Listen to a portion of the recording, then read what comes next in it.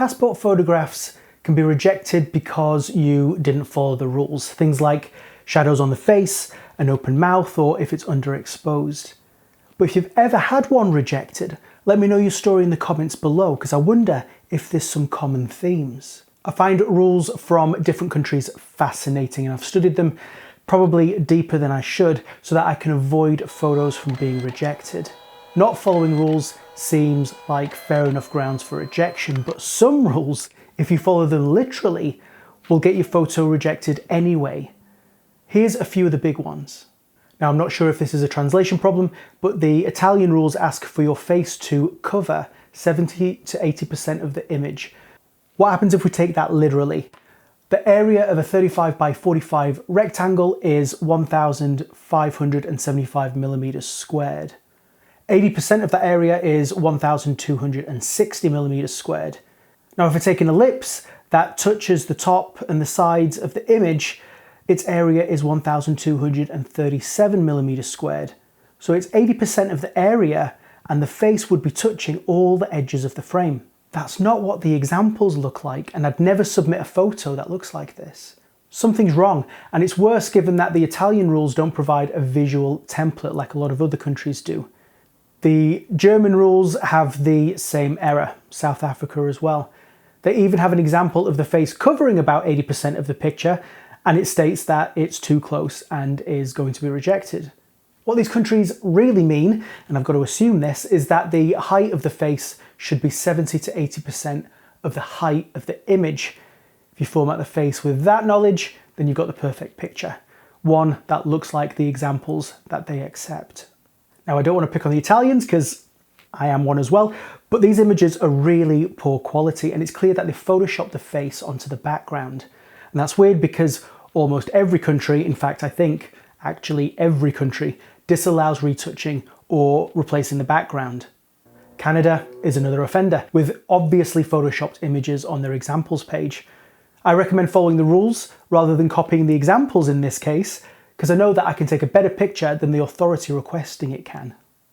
Plenty of countries show example images that don't follow their own rules.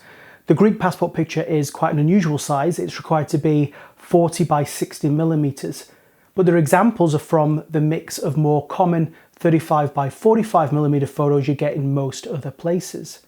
It's a different aspect ratio and a different position of the face. If you give them a picture like one of their examples, it'd probably get rejected.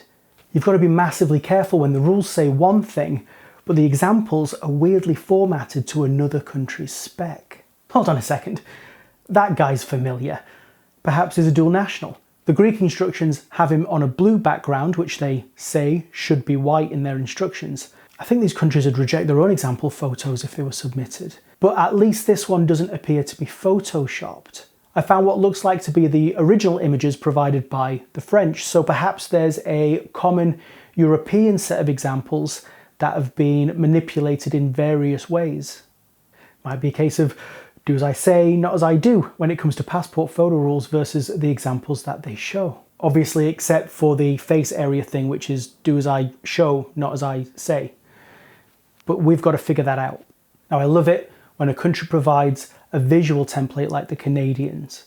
I can use it directly in software to format the photograph.